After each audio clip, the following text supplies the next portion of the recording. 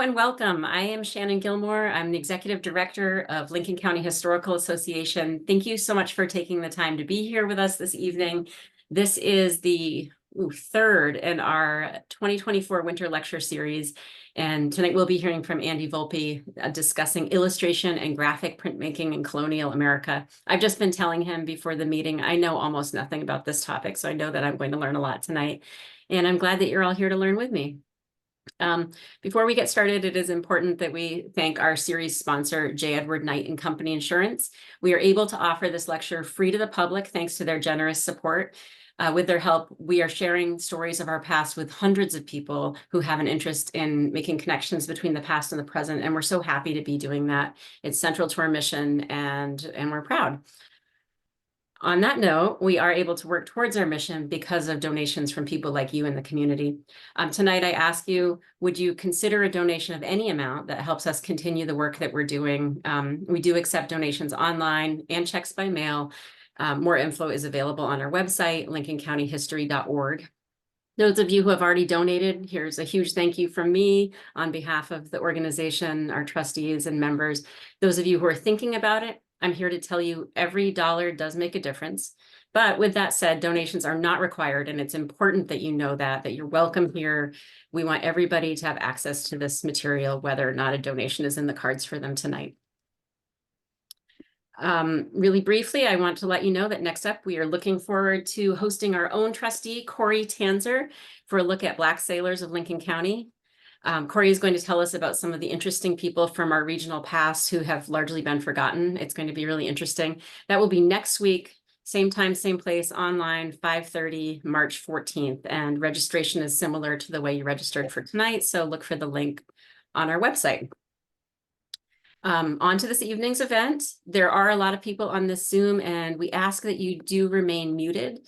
I have a little picture here to show you where that mute button is in the lower left-hand corner of your screen. Probably, if you have another version of Zoom, you might find it somewhere else. We are going to save time for Q&A at the end. So as your questions arise, please go ahead and type those right in the chat, the bottom center on my screen. It looks like it's right here and most likely on your screen as well. And you can direct those questions to me. I will read them to Andy at the end of the talk. Last but not least, yes, this is being recorded. So if you know anybody who couldn't come tonight or you want to review the presentation afterwards, everybody who registered for tonight's presentation will be receiving a link to that recording probably tomorrow or maybe early next week. It depends on how quickly I'm able to get it up and posted. Okay, all of the housekeeping out of the way. I finally have the pleasure of introducing our speaker. Andy Volpe is a printer and living historian in Worcester, Massachusetts, where he studies and replicates the printing and drawing techniques of the old masters from the 15th to 19th centuries.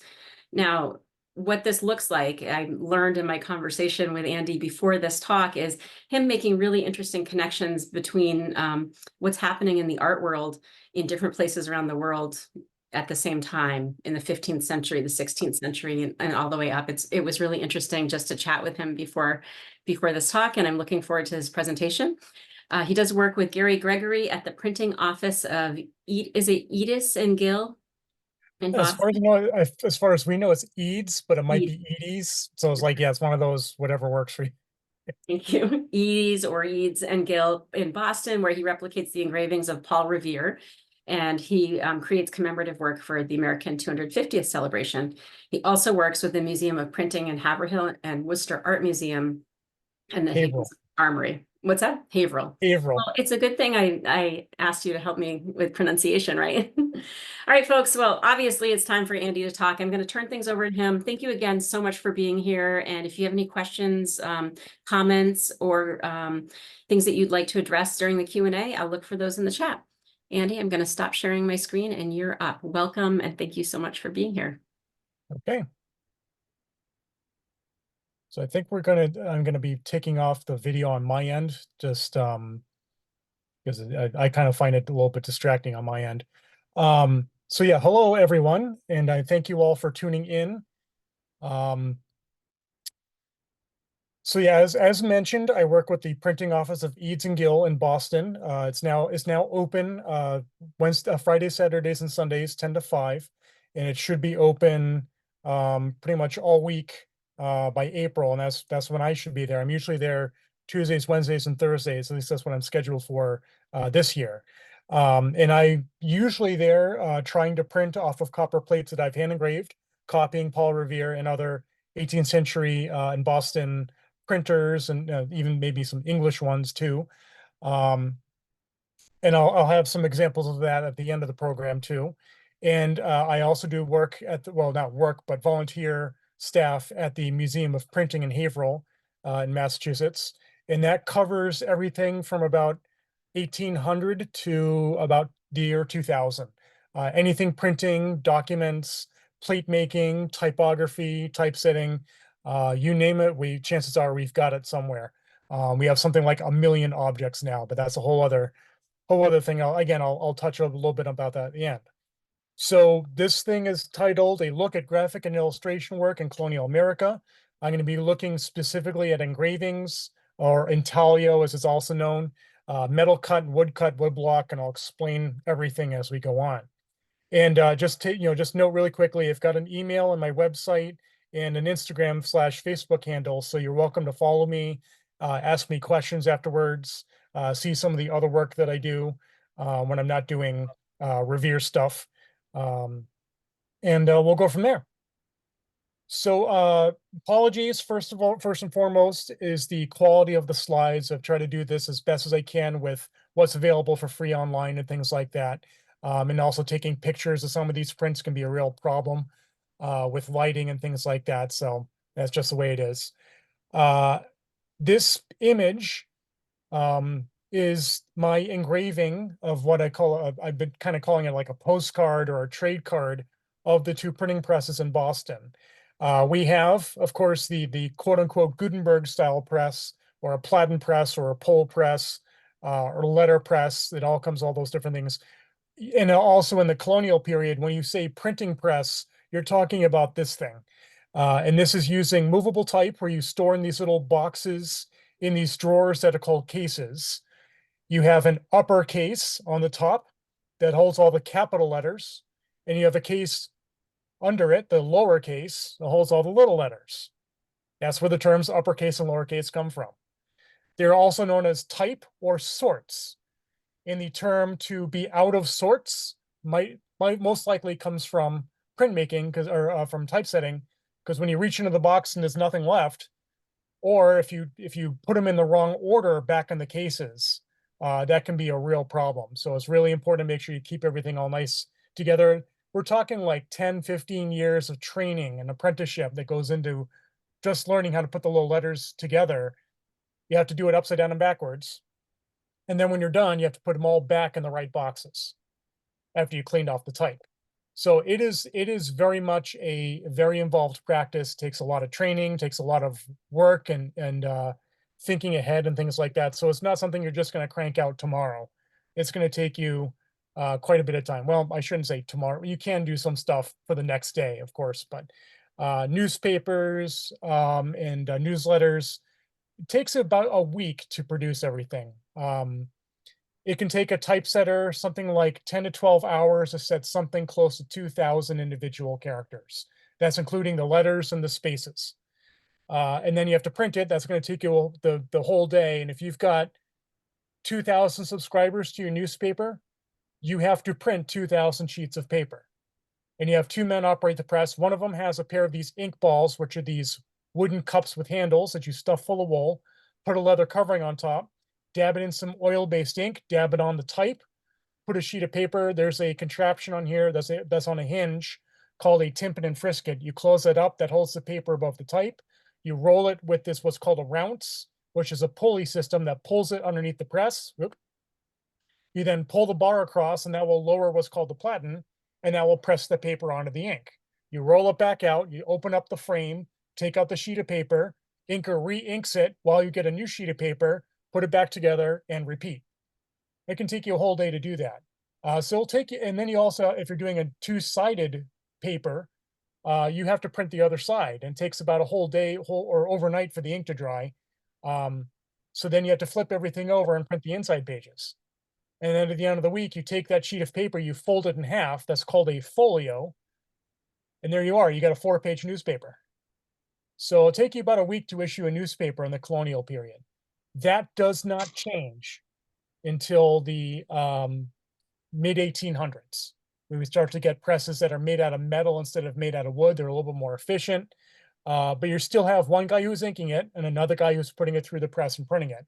And you have another guy sometimes who's setting up the type. You start to see more and more people getting involved with the printing trade. So you have one guy, one or two people who are dedicated to typesetters or compositors, and you got two men who are the dedicated printers. That's the bare bones thing that we got going on here. Then we have the other press. This is what's known as a rolling press. Today, some people call it an etching press because it's used to print copper plates. I cannot print a copper plate on the letterpress. It doesn't have enough power, and it's not going to exert the right kind of force onto the copper plate with the paper in between. To what you're doing essentially is you're pressing the paper onto the copper plate, and that copper plate has lines that are carved into the plate by some method. We start seeing engraving with the hand tools as early as the 1440s, 1450s. So the same time that Gutenberg invents his printing system, we start seeing printers or other crafters, goldsmiths and silversmiths usually, engraving plates, inking those plates, and then printing off of them, off of these rolling presses. If you come to the shop in Boston, you'll see an original from about 1740. It's one of only 4 that exist in the world. And we have a fully functional replica. And I'm just doing a quick check on my time and we're going to speed along a little bit. So you've got your engraving tools. It's a sharp square tool that's turned on its edge. And that sharp tip is what's cutting the lines into the plate. And then you have a scraper tool. I just have them little kind of indications here on the image. The 2 main tools that people like Revere is using to cut these plates. You rub ink into those lines, you wipe the surface clean, and then you run it through the press. You got felt blankets on top of the paper to help push the paper down onto the plate and pull the ink out. You can do some pretty incredible stuff with engraving, not so much with letterpress, or what's called relief printing or block prints, but they're used in the same time period. So like I mentioned, silversmiths, goldsmiths, they're the ones who have the tools and the experience to do this kind of work for printers. They don't even call themselves printers. Printers are the ones who are doing the letterpress and printing books and documents and newspapers. Silversmiths and goldsmiths are the one they still call themselves smiths or sculptors. You'll see that in some of the printing stuff. If you look at the bottom of some of the prints, you'll sometimes see an SC or sculp, and that's an abbreviation for sculpsit, which is Latin for I carved this. You also see facet or FC, and that is I made this. So you got some of those little indications of how the stuff is actually being made. So what are these printers printing? They're printing newspapers, periodicals. The engravers are providing them with what are called mastheads, these decorative elements on the top of the newspapers. They're used on everything from magazines, almanacks, books. Chapbooks are their own interesting category. They're like the cheapest print imaginable on the cheapest paper with the cheapest illustrations, sometimes with maybe 1 or 2 colors almost quite literally slapped on there as cheaply as possible. And anybody could afford these little chapbooks. They also tended to be used for like children's books, something with really simple imagery that a kid could look through to learn his ABCs, and that's what we call a primer. And one of the first books printed in the American colonies are what's called the New England Primer. It's one of the most successful textbooks for about almost 200 years in America. There's the other things called broadsides, which are posters. So they're public notices and things like that.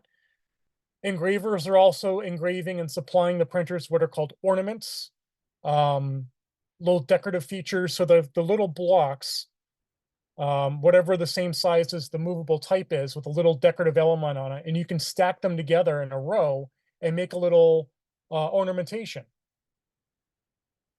You can also have capital letters. The other thing to keep in mind with Gutenberg is that he didn't reinvent the wheel. He was copying what the scribers were writing on Bibles, including the capital letters, usually printed in red, and the body text is usually printed in black. He's copying that type style that's called Fraktur or Textura or Schwabacher in German. And that's what these really heavily ornate lettering is all about. Fast forward a couple hundred years in the colonies, engravers are cutting these decorative elements, and sometimes with a little hole cut in the middle, so you can jam a piece of type in there with a letter on it, so you can change this out. You don't have to have a whole new block made for a letter. You can just take out the letter and put a new one in. So if you're doing a book with a really fancy capital for your for the heading of your chapter, there you go. It's just the stuff that's been in use for at least 5 or 6 centuries at this point, and it's still being used in the colonial period with the printing press stuff. So what are these copper plates being used for? They're being used for maps, tables for like almanacks, portraits, political imagery, entertainments, coat of arms, book plates, business cards, trade cards. That's what we call them in the 18th century. We now call them business cards, and certificates and stuff like that, business forms. So here we have a trade card for John Franklin. Sheet music can also be done in either the relief, like the woodblock, or in copper plate intaglio. And you can also see them mentioned in some of these magazines. This is a magazine that I have. The 2 of these are in my own collection. So you got these little decorative elements on the lead type that the movable type is made from. So they just cut them out in little shapes like that. But it's also advertising copper plates in the magazine. It's kind of is not only a way to advertise the magazines, like, hey, not only you're going to get this magazine with this really interesting information, you're also going to get a copper plate image that you can take out of the magazine and hang it up on your wall. Or you got a little sheet music that you can play with your friends as an entertainment. That's what's all going on here. You also notice these are also really good examples of what's called the long S. So here in waistcoat, you'll see it here. Embellished, a little bit larger type here, and handsome. All it is a regular letter S squished together on the side so it snugs up flat against another letter. Blame the Romans. They were doing this 2,000 years ago with Roman cursive, where you just take a swoop and there's your S. It was this becomes a really fancy S that's used all the way up until about 1850s. It starts to go out of use as a common letter. You never see a long S at the end of a word that ends in S. That's the basic rule. Usually it's the middle S or S's. And if you look at German, it's still in use today. It's called an SZ.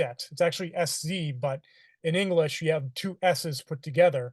So you got a long S on top, usually with a little S underneath it with a little hook connecting the 2 of them together. And it looks like a little B, like a capital B letter to us in English, but it's actually 2 S's put together. You'll see here too is what's called a ligature. So the S and the H are connected. The S and the T are connected. Or you have just a standalone S that's just put in between the 2 letters. That's the basics. Ligatures and long S's were common practice from before Gutenberg, like I said, all the way through the 1800s. I'm not going to spend a lot of time here on the timeline, but I do want to point out a couple of things. There's a lot going on in the printing world. The second this Gutenberg guy creates this thing, by about 1470, we're seeing hundreds of print shops being set up all across Europe. We actually see the first printing press established in Mexico City in 1539. We don't see a printing press established in New England for the English colonists until 1638. And this has an interesting story. John Glover and his wife Elizabeth buy a press, and they pay their way to cross the ocean to escape religious persecution. This whole thing with printing freedom and freedom of the press, freedom of religion is kind of a big deal, especially in England in the 16 teens and 1620s. I don't know, something with Henry VIII, I think, started this whole thing with the Church of England. The separatists in 1620 sail their way down to Jamestown, but they run out of supplies. They end up with what's now called Plymouth. But anyway, 1638, we're seeing this press. Joseph dies on the ship voyage, so her wife, Elizabeth, inherits the property, including the press. She sets it up in the corner of what becomes Harvard University, and they hire on the ship, apparently, they hire Stephen Day as who's actually a locksmith to actually run the press, and that's set up in Cambridge. The first thing that he prints is what's called the Freeman's Oath.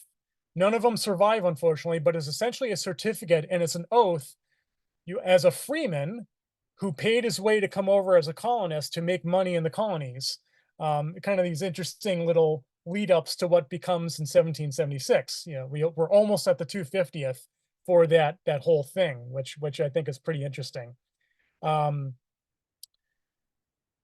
also want to notice too the navigation and licensing and revenue acts that show up. The Navigation Act essentially is putting an importation act on the colonists. You cannot buy, or you're not allowed to make your own equipment in the colonies. If you're an Englishman, you have to buy your English equipment from England and then ship it over to the colonies. Because if you're making it on your own, then you don't need England to supply you anymore. So if you limit their ability to make their own stuff, that'll keep the English economy going. So keep that in mind. Licensing the Press Act. I love this. An act for preventing the frequent abuses in printing sedition, treasonable, and unlicensed books and pamphlets, and for regulating of printing and printing presses. All the way back to a guy by the name of William Caxton, who's the Gutenberg of England. He brings a press over in 1476 or around there to England. He starts printing English translations, which is the first thing you don't want to do. Because you're supposed to be printing stuff in Latin and Greek for the academics. You're printing vernacular language, so everybody can read it if they can afford your book. But he's kind of translating this stuff on the fly. So he's printing, like, say, the Siege of Troy in English, and he's printing it on his press. You get the first 50 pages. If you want the other 50 pages, you have to pay him and give him time to translate, set up the type, and print the rest of the 50 pages. It's the first paywall in history.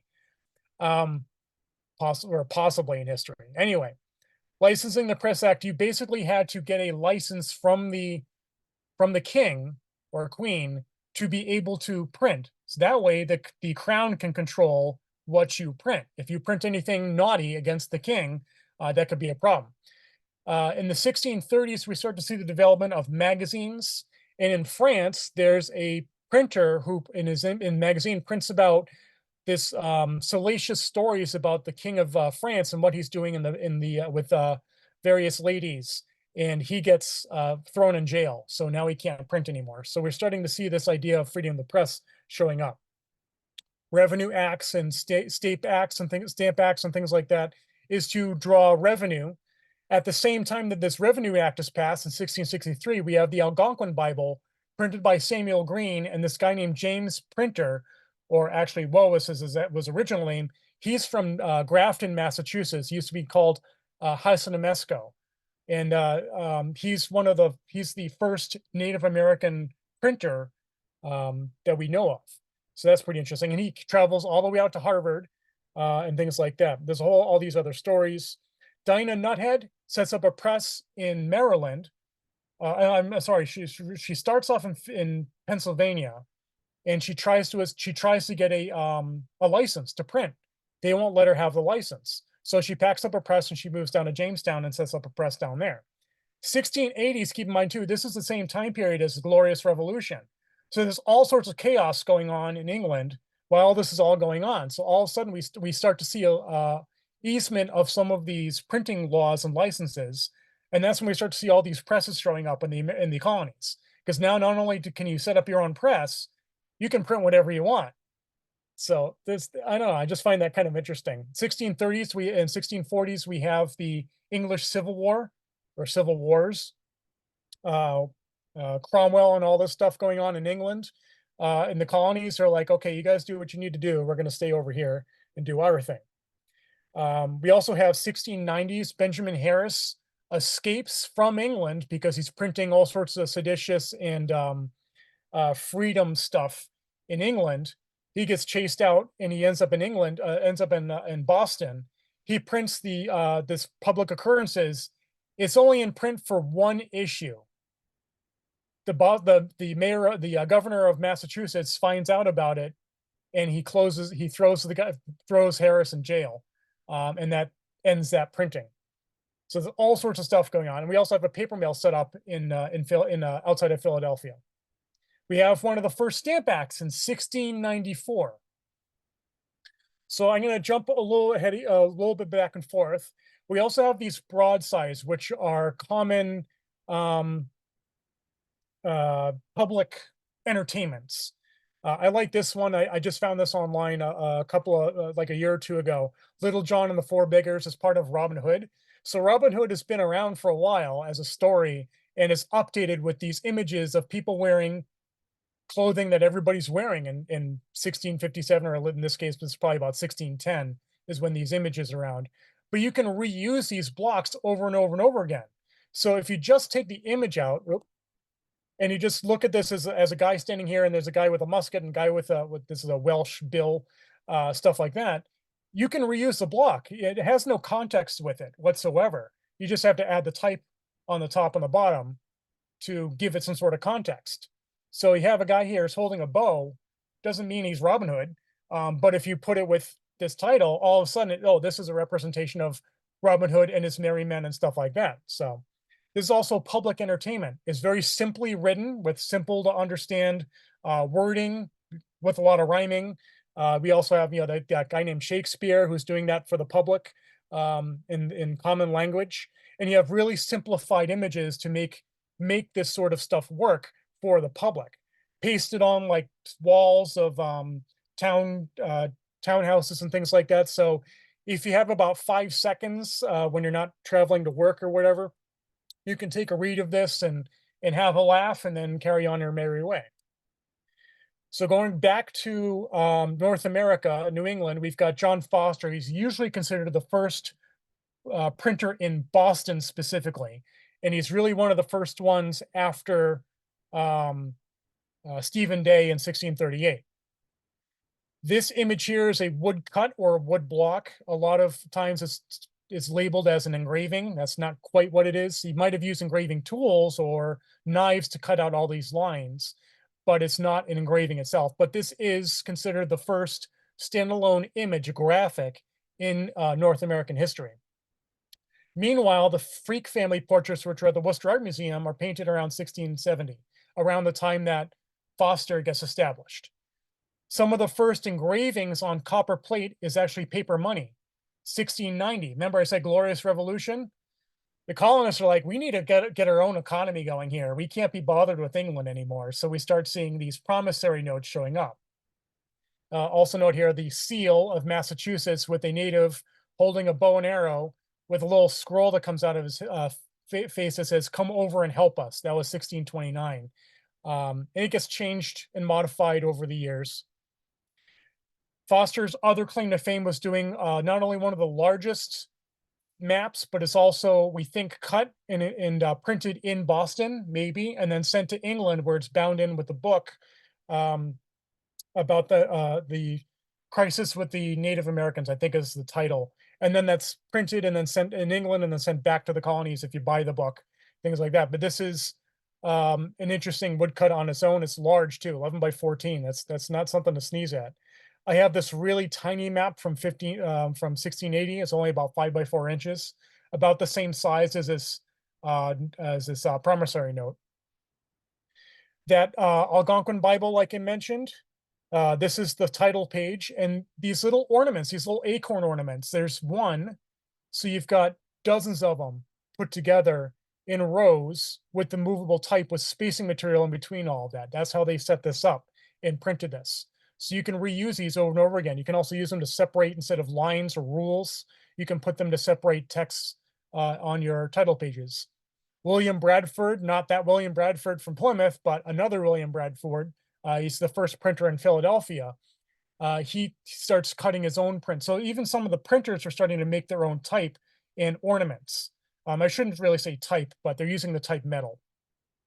And just a little comparison here, this 1600s floral potted plant, we see the same elements for about 200 years. The English printers and the colonies are getting their printing ideas from English prints. All right, so 1700s. There's a lot going on in the 1700s as well. The first newspaper is the Boston Newsletter. 1704. The Copyright Act and the Stamp Act, though this really affects England. Boston Gazette is set up about 1719. Edes and Gill take it over by 1751. And this is one of the longest lived newspapers in Boston. It becomes one of the most popular newspapers in Boston. Hogarth's Act, or the Engraving Copyright Act, after William Hogarth, essentially is designed to be, if you make an exact copy of somebody else's work, like Hogarth, and you call it your own work, that's infringement, that's copyright. So that's essentially what the act is. But you can't you can't wait 2 months for a ship to go from England, from America to England, say, hey, can we borrow your plate?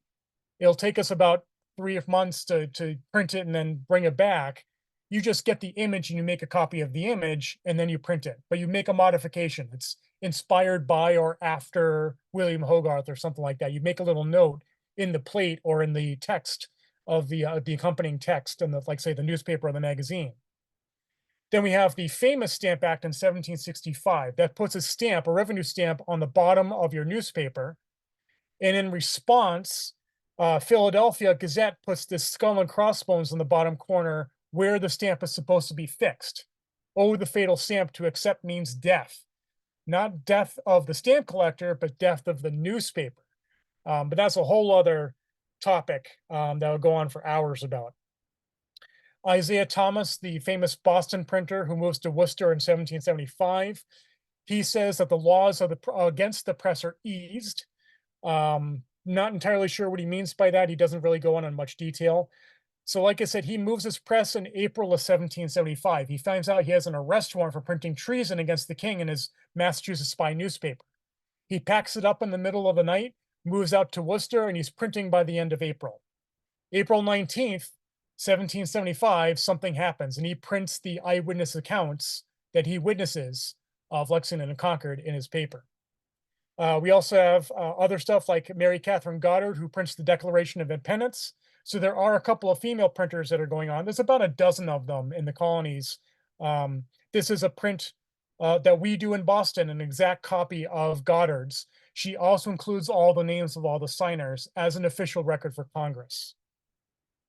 So all these engravings, etching, which is an acid technique and not used in the colonies, not until after independence, and the letterpress and the woodblock cuts, that's what you have available. 1790s, a German in Bavaria develops a technique called lithography, which is what you're using on the surface of a piece of limestone. Oil and water don't like each other, and they'll repel each other, and that's what you're working on the surface of the stone. This becomes wildly popular and replaces a lot of the engraving work, but it comes back in the 1880s. And I also will throw in, I'm a big bird nerd, so Thomas Bewick is credited with developing what's called wood engraving, which you're using a much harder wood put together like boxwood to make really, really fine imagery. Later on in the 1850s and 1860s, people like Winslow Homer are using it in Harper's Weekly periodicals and things like that. So mastheads, like I was talking about, we got a whole slew of them here. The Essex Gazette, Boston Gazette. Paul Revere cuts either a metal or wood, we're not sure which, of Lady Britannia with a Liberty cap, releasing the Dove of Freedom. So here's the Boston Gazette, which is the mouthpiece of the Sons of Liberty by Edes and Gill in Boston. They're the most popular newspaper by 1774. They claim they've got 5,000, or I'm sorry, about 3,000 subscribers. Revere, you'll see later on, has this image of a soldier holding a sword with the Magna Carta that he later reworks to say independence. This is from the Independence Chronicle. They changed their design after independence back to the Native American with bow and arrow. Here again, we see another native with bow and arrow, 1774, Merrimack packet. And of course, we have the world famous Join or Die snake with Isaiah Thomas's Massachusetts Spy. He copied it from Ben Franklin. He got in a little bit of trouble for it, but you know, it's his version of it. Here, going against the I think it's supposed to be a basilisk. Anyway, printers copy printers. Gutenberg copied scribers, monastery scribers.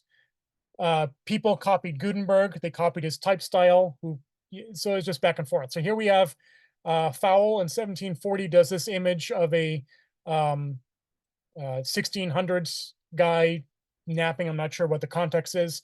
It's reused by John Draper a couple of years later for the Pilgrim's Progress. This illustration here, you can see it's the same posture. Armbruster, who's down in Philadelphia, makes this gorgeous ornament. Apparently, later on, he cuts this top part out and then fits in the text. And I just happen to like this one too. This has the authentic one. I just find that kind of intriguing. One of the first maps, one of the first engravings that's done here in Boston, 1725. So not long after John Foster, we start to see copperplate engravings showing up. This gorgeous, huge map, printed up until the 1760s, and it's modified by a couple other artists.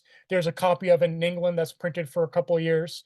Then in 1775, we have this map that's drawn by Thomas Hyde Page, who's a royal cartographer for the British side of the Crown Forces. That's then copied and copied and copied by other magazines, and that's copied by English copies, American copies. So this is what the colonists in English are following through the Revolutionary War. This is from my own collection. This is a nice cardinal here that's colored. This is either a metal cut or wood cut. And this title here of the Gentleman's Magazine of St. John's Gate is also cut either out of metal or wood.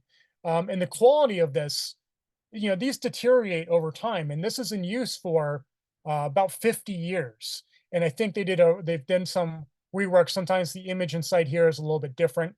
But you also have engravings or etchings, at least in England, possibly etchings with these really gorgeous things. But again, you can take this out of your magazine, you can put them on the walls, decorative art. You can also do larger things like maps and these gorgeous classical illustrations. Everything Roman and Greek was still hot in the 1700s. You just had to fold it up and fit it into the magazine. So you can fold it out, and there's your fold out. One of my other favorites in my collection, I was so happy when I got this. It had this gorgeous Baltimore Oriole cut. This is 1791. This is printed by or started by Isaiah Thomas. He does really well for himself as a printer in America. Mezzotint is a specialized process developed around the 1650s, we think, in the Netherlands, where you take a rocking tool called a rocker, or I forget the other name right now, but it has a bunch of saw teeth on it, and you'll rock that diagonally across the plate, and then you go diagonally the other way, and then you go up, down, left, right. You have this whole pattern where the entire plate will print black. You then take scrapers and burnishers, and you polish out and you scrape out the lines to bare metal, so you bring the light out. Christophe Lebrun does this version. He does 4 different plates with 4 different areas of it that make 4 different colors. So you got multiple colors.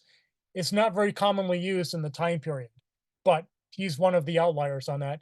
And here we have Peter Pillam doing these mezzotints, both starting in England, and he ends up in Boston. He even copies himself. So again, copying yourself, nothing new. It saves you time. This print is from somewhere around the 1600s. So what you can do is you can print your text on the letterpress, and you have a blank window. Meanwhile, an engraver will cut an image on copper plate, and then he has to eyeball it and place it on side the paper and then print it on the rolling press. You can just see the plate mark on the edge, a little smear mark. Sometimes it'll be a little skew. It's not an even thing because they're eyeballing this. So you even see this with the Revere in 1768, where he's got this image, a warm place hell. You got the smear of the smudge of ink, and it has, it's nice and straight until about here, and then it's off center a little bit as a big broadside. This is all letterpressed later. They didn't really seem to care that much if it was kind of sloppy. They were trying to get it out as quickly as possible. And again, Revere copies himself. He ends up reversing the image because everything is done backwards and all this stuff. He just had these little devils here. Just double checking my time. Oof, all right, I got to get cracking here. William Burgis. There are other engravers. he's considered one of the first, and he's one of the first to do what we call historical genre or historical paintings. This gorgeous view of north view of Boston. This is a mezzotint that he does of Boston Lighthouse. This is what apparently what it looked like, different from it is now. Nathaniel Hurd is considered the first engraver, like a standalone engraving. All he's doing is just engraving. Paul Revere, Tony, Drummer, all these other guys, they're silversmiths or goldsmiths. That's their primary job. When Revere doesn't have enough money coming in, he diversifies and he does copper plates for illustrations, paper money, and political imagery, like that Boston Massacre print. Hurd, who precedes Revere, is able to do all the engraving, and that's what he works on. He's got this gorgeous promissory note here. You notice the sword in hand soldier with the Magna Carta.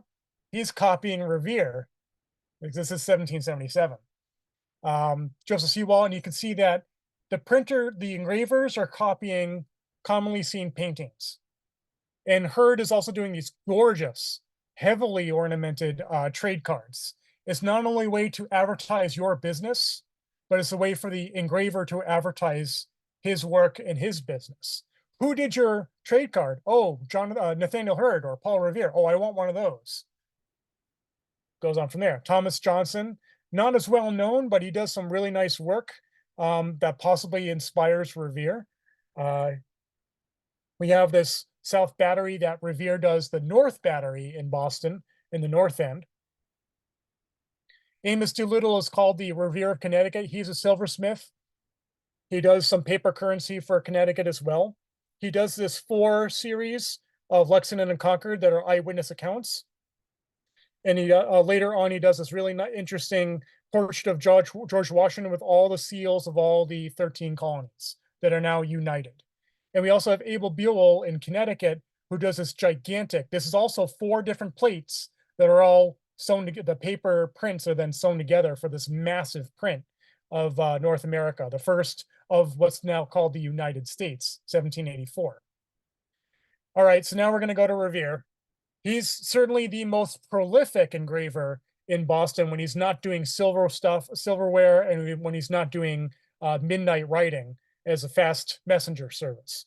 Here's one of his trade cards for Joseph Webb, and here's that paper promissory note from 1775 where he's got the sword in hand and he's got the Magna Carta that he later changes to independence. This is the front of the bill telling you have up until a year or whenever the date is issued to return this to the Treasury in exchange for metal coin. And 40 shillings is a ridiculous amount of money for a soldier. That's basically a year's salary for a soldier. But these things became as useless as soon as they were issued because the Treasury never had enough metal coin. And your chances of that actually being returned to you is a mess. But Massachusetts keeps issuing them. Revere copies other work. This is printed in the 1760s. Richard Earl Temple involved with the Jacobite Rebellion. So here we have a Jacobite being crushed by the lion with Lady Liberty or Lady Britannia, and St. George looks on, helping him defend that.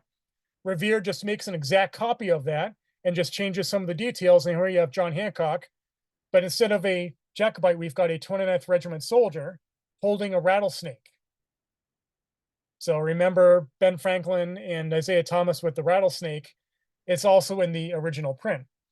So, and then Revere copies himself. He just flips the image and he makes Lady Liberty and Lady Britannia or Lady America. We're not sure exactly what's going here. 29th Regiment soldiers still there. And here we have Sam Adams. But it's not just Revere. So we have this English print. This is in response to the Boston Tea Party, which today is actually the second one that happens in 1774. Called The Able Doctor or America Swallowing the Bitter Draft. So they're forcing the tea down America's throat. We've got this guy making sure everything is all kosher, and the French and the Spanish look on, saying, hey, interesting. Revere copies it in the Royal American magazine that's printed originally by Isaiah Thomas. Revere provides a number of illustrations for Thomas. And then Timothy Green, copies Revere, or maybe this one, not sure, and goes from there. And then we have this image. So this is in particular note for the Lincoln County. The Polnaborough Courthouse found an original 1772 reprint by Edes and Gill in Boston of the London printing of this cookbook. It is tiny. It's 3 by 5 inches, but Revere copies the illustrations in the book. And the Polnaborough Courthouse has a number of these replicas that they have available facsimiles. They're wonderful. If you're interested in having a copy of Revere, there you go. You can't go wrong. Just also notice too that, you know, the printers in Boston or North America, they're copying with what they have available. So notice the two different brackets here. They're trying to copy it as best they can, but they have what they have available. Daniel Shays, one of the more interesting notes in American history, 1787, the same the same problem we have with the Stamp Act we have with Daniel Shays and Shattuck right after American independence, but this is done in either wood or metal in the genuine Boston Almanac. You know, political imagery is political imagery. I'm running out of time, unfortunately. I've still got a lot more Andy, to go. you're doing fine, Andy. Okay. Yep. So Revere copies himself. He takes his image that he copies from Henry Pelham in 1770. Revere makes a woodcut or a metal cut copying Revere from that image. And this is reprinted in several different newspapers and magazines, and there's a large broadside that's printed. They do a reenactment of the funeral procession with with fake coffins through Boston, and they have like a 3-hour lecture with Sam Adams and Dr. Joseph Warren for like 3 or 4 years until Warren is killed, basically in Battle of Bunker Hill. Spoiler alert. But this is popular stuff. This is what's getting printed. So he's reusing his image over and over and over again because he's just going to hammer it into people's heads. Some women printers. This is done by Clementa Rind. She's an engraver in the Netherlands. I'm sorry, I'm getting that goofed up. This is Clementa Rind, Virginia Gazette. This is Theodore de Bry. I'm sorry, Cornelia. No, I should be paying attention to my notes. Anyway, this is a intaglio print done in Europe. Caroline Watson, I think that's what this is, 1780s. Here we have this nice Weekly Mercury. Remember, they're still using black letter as like a traditional type style, but also when you want to use something else to kind of break up your type form, you can use an older fashioned thing.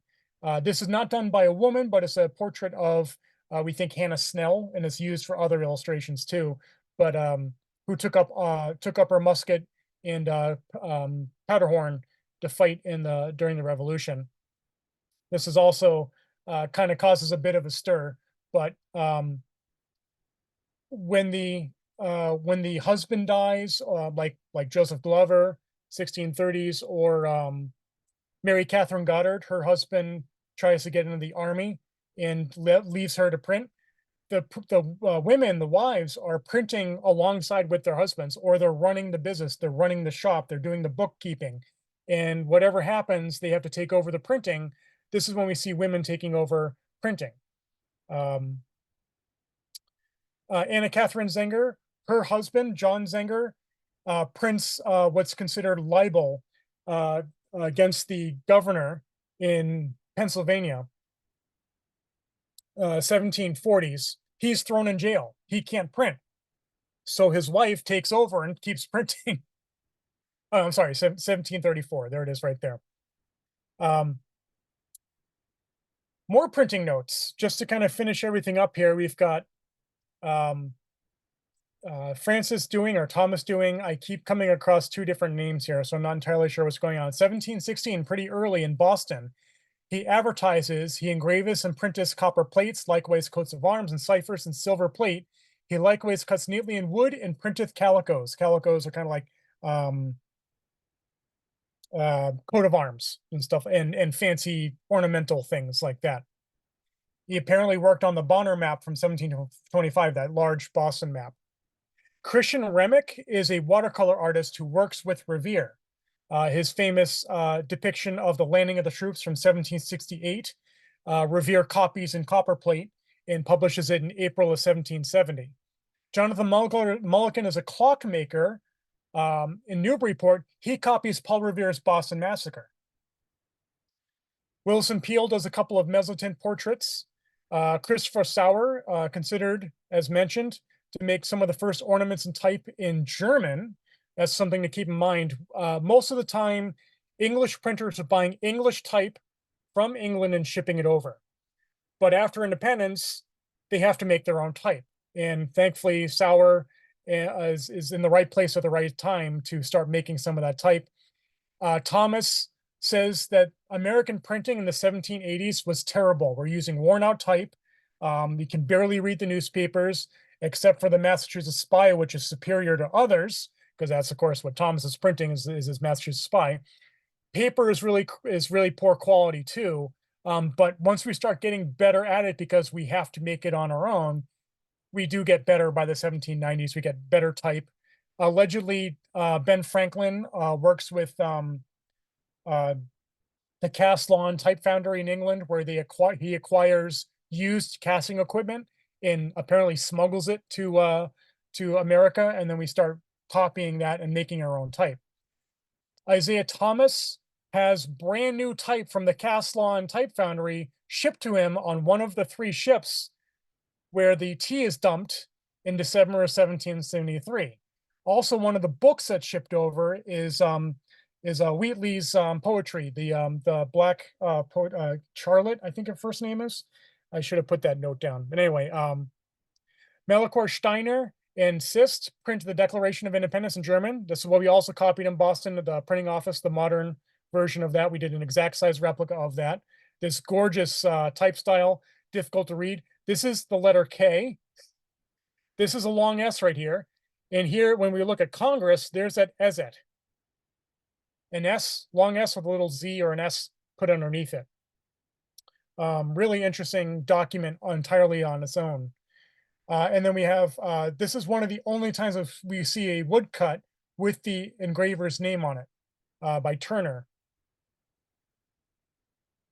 So speaking of the Tea Party, I did this print, this copper plate, in November and December last year. This is essentially using Paul Revere's 1770 and his later version in 1774 of the Royal American magazine of the landing of the troops, which happens in 1768. So Revere does the engraving in 1770, right after the Boston Massacre. And I kind of updated a little bit. Courtney Skinner, who is a fantastic historical artist and researcher, helped me with this, as well as his handle is Tea Party Crisis 1773 out there on Facebook and the Instagram. I consulted with him a little bit, trying to find Griffin's Wharf, which is in South Boston. Fort Hill, which used to have a fortress on it, that right here, South Battery. Remember that certificate that I showed. This is built up again, and then there's another fortress built by the British during the occupation of Boston. North Battery is all the way up here. Here's the Old North Church. This is Faneuil Hall right here, where they first met to discuss the Tea Party, but they had those almost literally lines out the door and around the block. So then they moved to Old South Meeting House, which is this one here. And then they marched their way down, something like 2,000 men, some of them clad in burlap sacks to make themselves obscure or look native-ish, or whatever you want to see it. And they take everything off the ships. The second that comes off the ships, they have to pay the duties for it. Since they don't want to pay the duties for the tea, they just dump the tea in the harbor. So since there's no tea, they don't have to pay for anything. But they pay for everything else, like Thomas's type, and they send it on its way. So there's my little depiction there. I took the banner from Revere's 1770 print, and I have Lady Britannia here that he did for the Edes and Gill for the Boston Gazette newspaper, and have a little Liberty cap. And instead of having the dove being released, it's still caged as my little wink and nod to what's going on, what the colonists feel was going on in Boston in 1773. This year, 1774, in September, we have what's what we call today the Worcester Revolution, where close to 5,000 militiamen show up in Worcester, which is the shire, the county seat of the courts, and they prevent the judges from conducting business. They shut down the courts. They have Timothy Payne and some of the other judges renounce their commissions. In response to the Tea Act, the Tea Party, Boston is blockaded, and they have the Massachusetts Act. So no longer can the colonists vote for their magistrates. They're appointed by Parliament, and that's 1774. So by September, we basically say we've had enough. I also have there this engraving of the Cloth House, which is built in 1712 or 1715. This is where the printing offices now reside. This is right behind the Old North Church. And here we have a little engraving of the printing press. I've actually reworked this. I've changed this out to be a rolling press, and I changed out the wording. We used to have a chocolate shop in there. They closed during the pandemic, and then we moved back to the shop. We actually used to be in Faneuil Hall a couple years. And this is our printing presses. This is our letter press, originally built by Colonial Williamsburg, and then we've got our rolling press, which is an exact copy of our original 1740s press, which is from Paris. And here's some stuff from the Museum of Printing. I'm going to be talking about my Boston Massacre reprint, which I did for the 250th back in 2020 at the Museum of Printing on March 30th. And I did a very special edition. There's only about a dozen of these that I colored specially, working from the research of the 29th Regiment that was involved in the massacre, and also just coloring up the background a little bit to be a little bit different from the well-known version of the massacre. But you have to come to the museum and find out more if you want to know more about the background. This is a cultural press from the 1880s. We have the Nuremberg Chronicle from 1493, which is also has examples of hand-colored woodblock prints. This is a rust press from the 1850s. This is the Klein collection that I've been working on that also includes the Nuremberg Chronicle, a large number of prints from it. This dates from 1495 to about 1965 and encompasses all the illustration and graphic methods that were in use in that whole time period: etching, engraving, woodblock, wood engraving, lithography, and they're also, a lot of them are hand colored. It was a private collection that was donated to the museum, and I've been going through it and trying to figure it out. And also, just to show off, one of my favorite pieces in the collection is Men Walk on Moon from the New York Times from 1969. This is a casting of the printing cylinder of that newspaper. I think that's super cool. So we got a whole bunch of cool stuff at the museum. Come by. That is my presentation. Thank you so much. Here's my long list of references. If you are interested in seeing this, if you want to see some of these books and academic papers, send me an email. I'll be more than happy to send you the information.